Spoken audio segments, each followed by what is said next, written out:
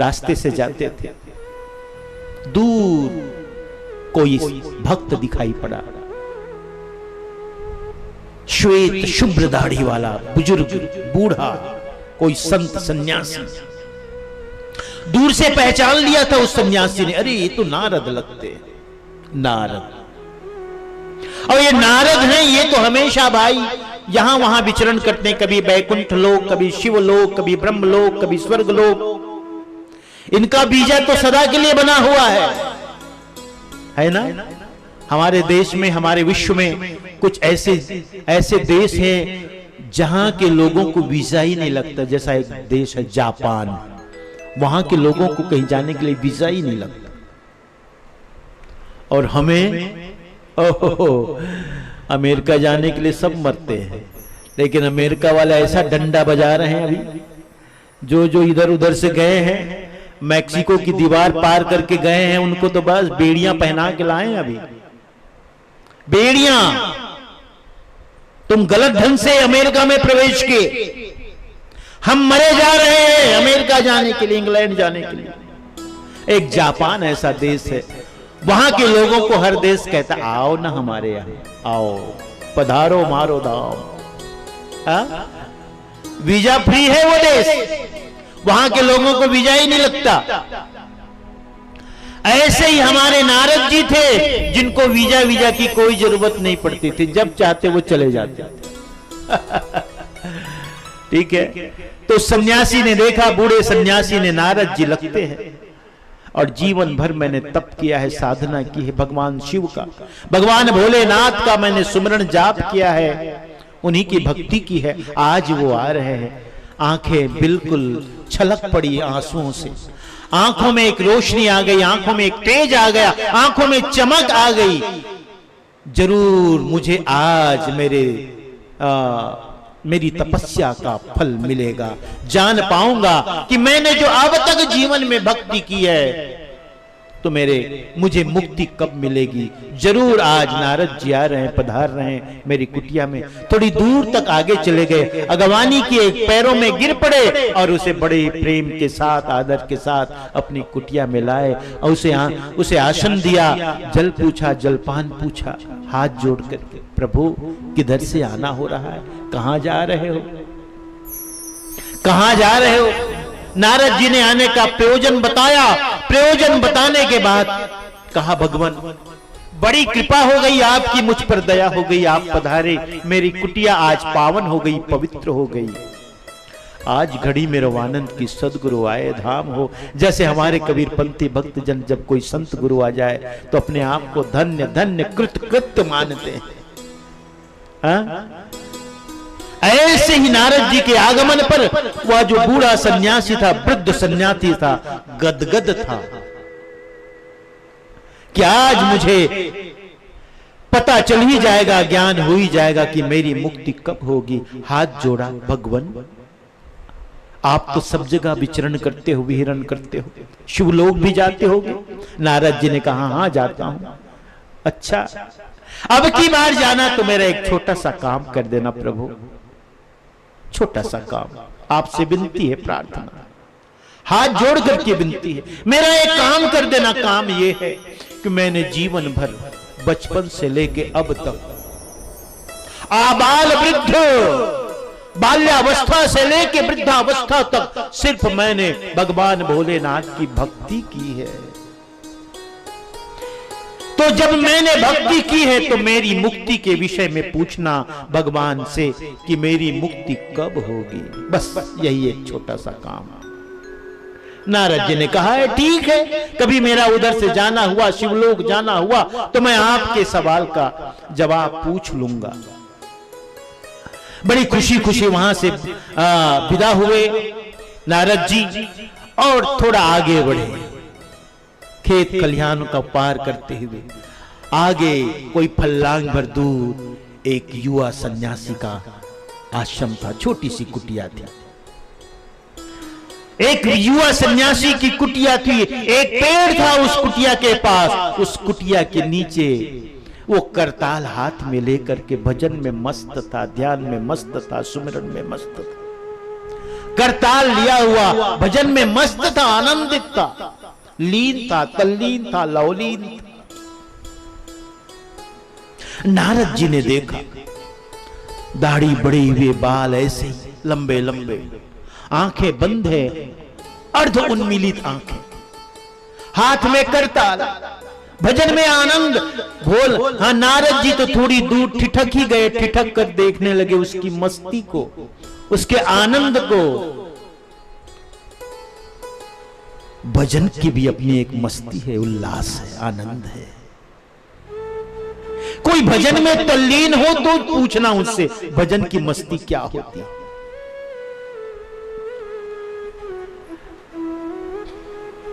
जब वो तल्लीन हो गए, प्यारे हंसनो तल्लीन थे, नारद जी देखने लगे।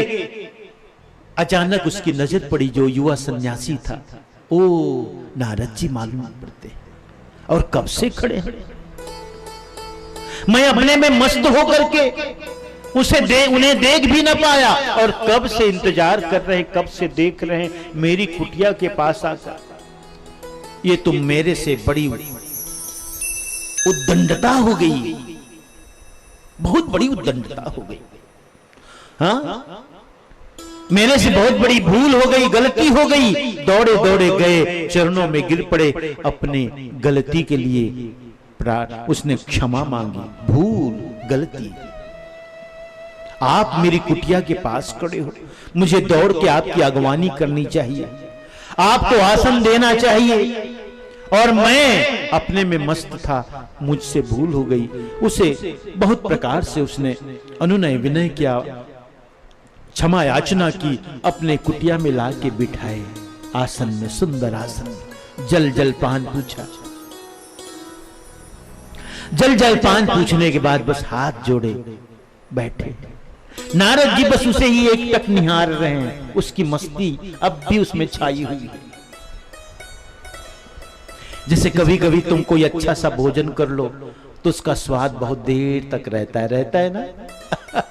आज बढ़िया भोजन किया, बड़ा स्वादिष्ट किया, ऐसे वो भजन का जो स्वाद था उसको अब भी नारद जी देख रहे थे। भले वो अनुनय विनय कर रहे थे, अपनी गलती के लिए क्षमा याचना कर रहे थे, लेकिन उसमें वो खुमारी अब भी थी, उस भजन की खुमारी देखने लगे। सोचा था, पीछे जो वृद्ध सन्यासी था उसने अपने मुक्ति के विषय में पूछा था, तो इसके पास आया हूं, ये भी कुछ पूछेगा। अब मंत्री विधायक आए और कोई मांग न रखे तो मंत्री विधायक को भी लगता है अरे कुछ मांगे नहीं किया भाई, क्योंकि सबको पता है विधायक को बुलाया गया है किसी कार्यक्रम में तो कोई न कोई मांग तो रखी ही जाएगी, लेकिन इसने कोई मांग न रखी तो थोड़ा अटपटा तो लगा उसे, ये कुछ कह नहीं रहा है। तो अपने से उसने कहा तुम्हें कुछ पूछना नहीं है, तुम्हें कुछ जानना नहीं है। वो पीछे वृद्ध सन्यासी था, उसने अपनी मुक्ति के विषय में पूछा था, तुम्हें कुछ पूछना नहीं? उसने कहा नहीं, मुझे कुछ भी नहीं पूछना। थोड़ी देर बाद उसे खुशी खुशी विदा किए, है ना। वो जो युवा सन्यासी था उसने खुशी खुशी उसे विदा की। विदा करने के बाद फिर से अपने भजन में सुमरन में लग गए। प्यारे हंसनो, कुछ काल बाद उधर से फिर से नारद जी को गुजरना था। अब तो वह वृद्ध सन्यासी बस एक ही बात उसके दिमाग में, उसके मनो मस्तिष्क में कि कब नारद जी आएंगे और मेरे सवाल का मुझे जवाब मिलेगा, कब नारद जी आएंगे और मेरे प्रश्न का उत्तर मिलेगा। बस इसी इंतजार में बैठा था, टकटकी लगाए बस रास्ते की तरफ देखता रहा। एक दिन नारद जी आए, दौड़ पड़े, दौड़े दौड़े गए, उसकी अगवानी की, चरणों में गिरे, प्रणाम वंदन किए और उसे बड़े प्रेम के साथ लाए अपनी कुटिया में। सुंदर आसन बिछा करके उसे बिठाए, जल जलपान सब तरह से उनका सत्कार करने के बाद पूछा था वही बात, प्रभु जो पिछली बार मैंने आपसे पूछा था कि आप जब शिवलोक जाओ तो भगवान शिव से पूछना कि मेरी मुक्ति कब होगी, जबकि मैं बचपन से ही उन्हीं की भक्ति करता आया हूं। अब मैं वृद्ध हो गया, मैं मौत नजदीक है, मृत्यु निकट है, मैं मौत के कगार पर खड़ा हूं, मरने से पहले अपनी मुक्ति के विषय में जान लूं। और आप आए थे, आपसे मैंने पूछा था कि भगवान शिव से कभी पूछना, बताओ ना भगवान शिव ने क्या कहा, भगवान भोलेनाथ ने मेरी मुक्ति के विषय में क्या कहा। जानते हो नारद जी ने क्या कहा? हाँ, मैं जब शिवलोक गया था तो तुम्हारे प्रश्न के विषय में पूछा था। उन्होंने कहा उस वृद्ध सन्यासी की मुक्ति अभी तो नहीं होगी, अभी तो नहीं होगी, 7 जन्मों के बाद उसकी मुक्ति होगी, इस जन्म में तो नहीं। यह सुनना ही था कि कहते हैं वह जो वृद्ध सन्यासी आग से मतलब क्रोध से आवेशित होकर आग बबूला होकर उसने सुमरन की माला फेंक दी, पूजन की थाल पटक दी और इस शिकायत के साथ कि जीवन भर भक्ति करने का यह फल कि मुझे 7 जन्मों के बाद मुक्ति मिलेगी, नहीं करनी मुझे भक्ति, बहुत हो गया। नारद जी देखते रह गए, उसके क्रोध को देखकर, उसके आवेश को देखकर सोचा धीरे से निकल जाना ही ठीक है, क्या पता और कुछ मेरे के ऊपर पटक दे। थाली जमीन में पटक दी, माला पटक दी, कुछ और चीज मेरे पे पटक दे, लहूलुहान हो जाऊं, घायल हो जाऊं, चोटिल हो जाऊं। उसने चुपके से निकल करके अपने रास्ता पकड़ लिया, आगे गए। उसने देखा वो जवान युवा सन्यासी, पिछली बार की तरह इस बार भी भजन में वो मस्त थे, आनंदित थे। एक क्षण ठिठक करके उसने देखा था, आनंदित हुए थे। पिछली बार की तरह फिर से इस बार युवा सन्यासी ने उसे देखा, अपनी कुटिया में बुलाया और आदर सत्कार किया, सम्मान किया, जल जलपान पूछा, आने का प्रयोजन पूछा, कुशल क्षेम जाना और उसके बाद शांत चुपचाप बैठे। नारद जी ने कहा देखो पिछली बार आया था, मैंने कहा था तुम्हें कुछ पूछना है कि नहीं पूछना। मैं शिवलोक जाता हूं, ब्रह्मलोक जाता हूं, विष्णु लोक, वैकुंठ लोक जाता हूं।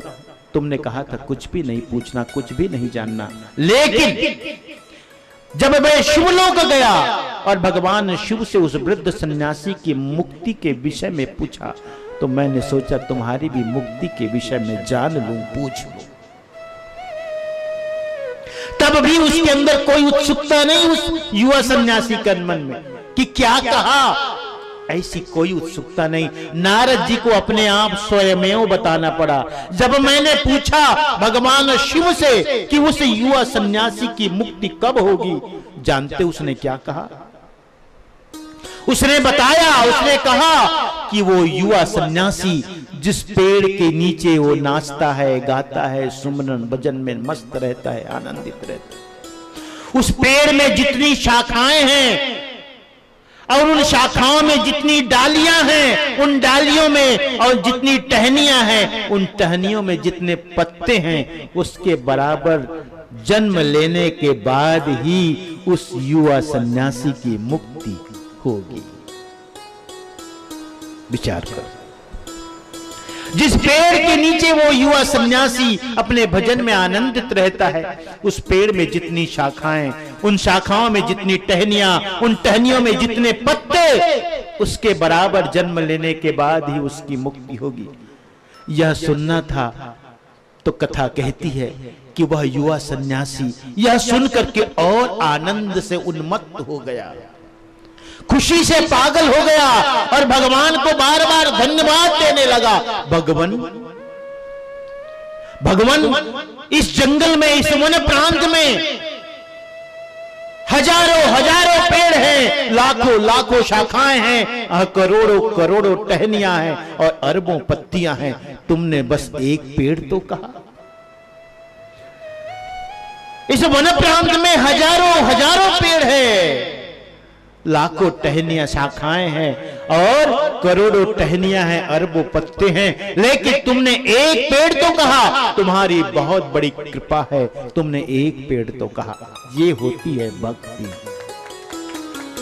प्यारे हंस सुनो, और आप और हम होते हैं, थोड़े से जीवन में दुख आया, हम उलाहना देने लगते हैं, कोसने लगते हैं अपने सदगुरु को, भगवान को, कि तुम बस मैं ही मिला, वो पड़ोस वाले को क्यों नहीं दे देते? सारा दुख मुझ पे ही उड़ेल दिया, यही एक घर मिला तुम्हें, मैं ही एक मिला। इतनी प्रकार की उलाहना, इतने प्रकार के हमारे जीवन में शिकायतें आने लगती। प्यारे हंसनों, भक्ति का मतलब है जब अपने किए का तुम दावा न करो। तुम कितना करते हो, क्या करते हो, बस एक ही बात, मेरे अवगुण बहुत है। तुम तो दीनों के दयाल हो, तुम तो बंधन छुड़ाने वाले बंदी छोर हो, तुम तो कृपा के सिंधु हो, दया के सिंधु हो, दया के करुणा के सागर हो। प्रभु मेरे अवगुणों पर तुम ध्यान मत दो, मैं तो बस तुम्हारी कृपा के लिए प्रार्थना करता हूं, विनती करता हूं।